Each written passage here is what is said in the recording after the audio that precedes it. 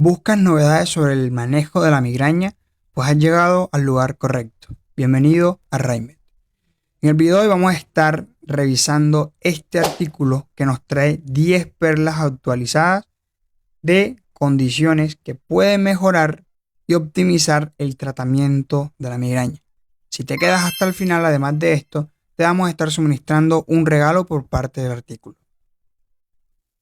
La primera perla que nos arroja este artículo es el uso de los triptanes. Sabemos que estos son fármacos de gran relevancia y que son una piedra angular en el tratamiento de los pacientes con migraña, que se pueden subdividir en dos grupos, en los triptanes de acción rápida y en los triptanes de acción prolongada, ¿vale?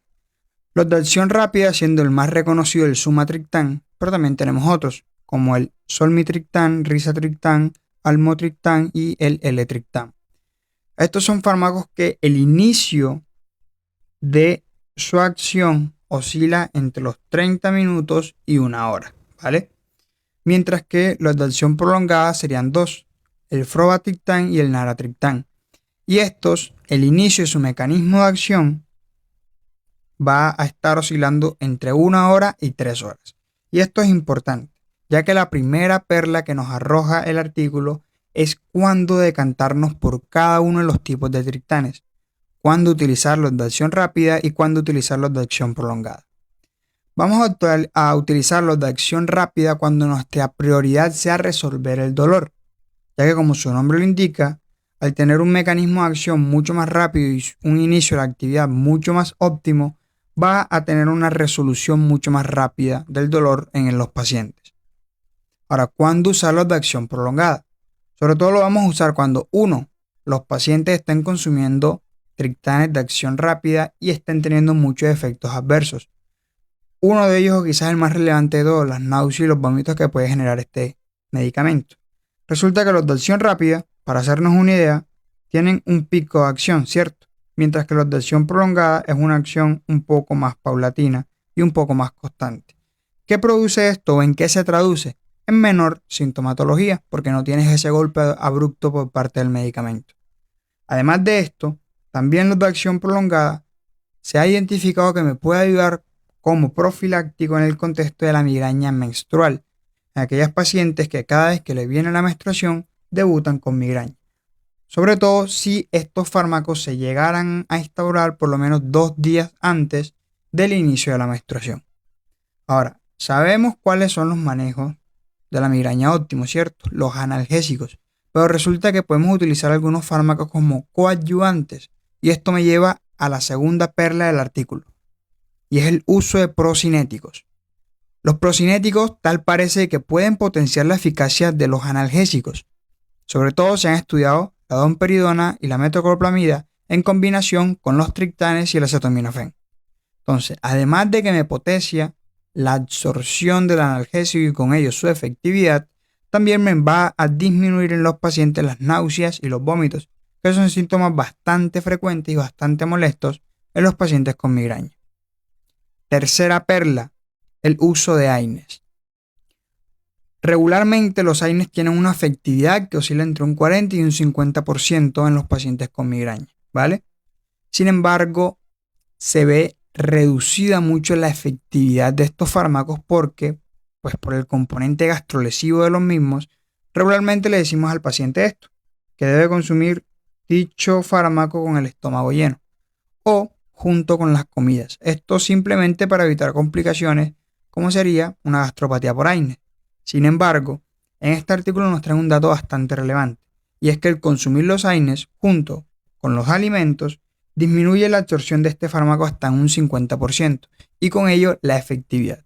Entonces, básicamente nos resaltan que si en casos seleccionados yo voy a iniciar AINES en mi paciente con migraña, considerar el decirle que lo tome en ayunas o en su defecto bastante separado de los alimentos con la finalidad de que esa disminución en la absorción no se presente. Tercer punto, triptanes subcutáneos. Sí, además de las presentaciones que ya conocemos, ahora tenemos el sumatriptán subcutáneo, el cual es un manejo bastante efectivo y que me puede llevar a una resolución de hasta el 80% de las crisis migrañosas. ¿Cuál es el problema de este fármaco? Uno, la disponibilidad, no en todos los países está disponible. Y dos, los altos costos, en donde una mera aplicación de este fármaco puede estar oscilando entre los 5 y los $15. Otro punto relevante, otra perla, el uso de caldesartán, sí, un antihipertensivo como profiláctico frente a la migraña. Resulta que en este artículo nos traen que una dosis de 16 miligramos día de caldesartán me puede llegar a reducir hasta un 40% de los días al mes con migraña, ¿vale? Y sobre todo lo recomiendan en pacientes con comorbilidades, más exactamente hipertensión arterial o alguna cardiopatía. ¿Por qué?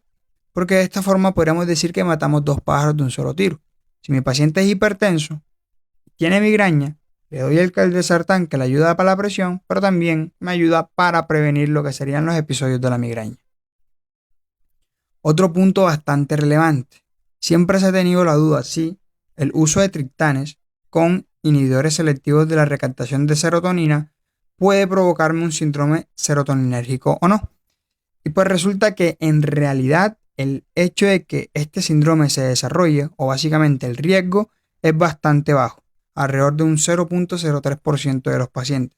Sin embargo, se deberían vigilar manifestaciones clínicas que nos hagan sospechar de dicho síndrome en dado caso que mi paciente esté consumiendo estos dos medicamentos. ¿Cuáles serán esas manifestaciones?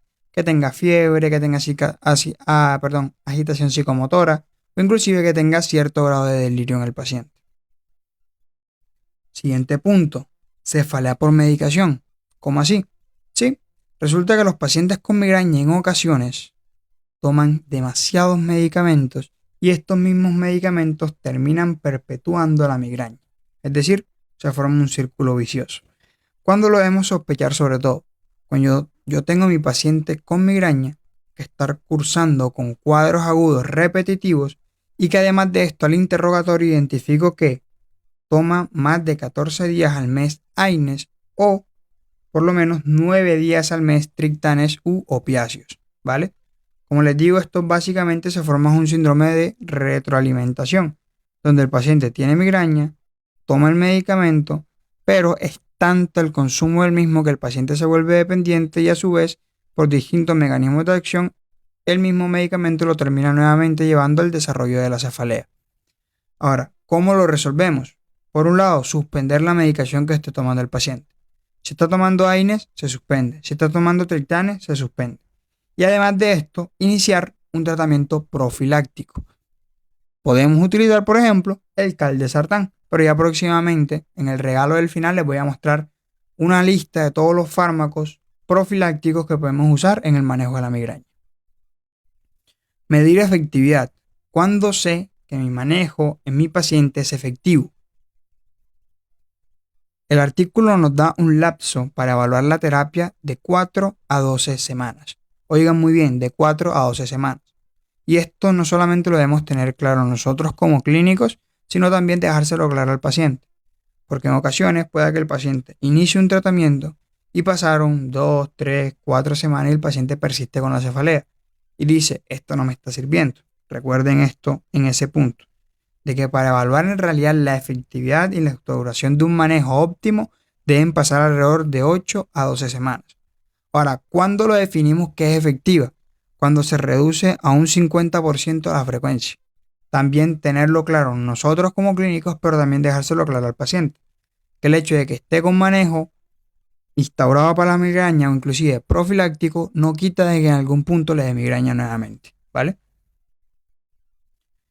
Otro punto bastante relevante, que ya serían los últimos 2 puntos para completar las 10 perlas, y es el uso de los bloqueantes orales de los receptores del péptido relacionado con el gen de la calcitonina, que hace referencia a esta abreviatura.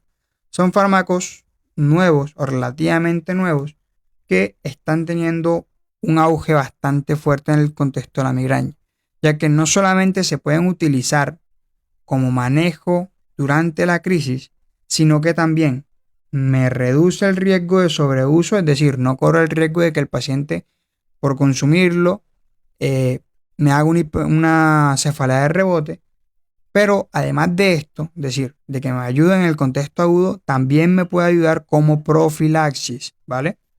¿Cuál sería el único inconveniente de este problema?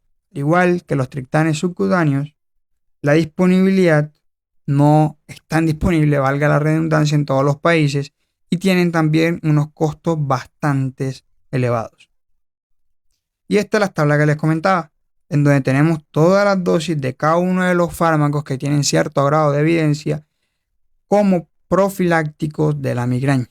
Tenemos algunos mencionados durante la charla, como sería el caldesartán, por ejemplo, y tenemos otros fármacos que no los mencionamos durante la charla dentro de estas perlas, pero que sabemos que tiene cierto grado de efectividad, como serían bloqueantes betas como el propanolol o el metoprolol.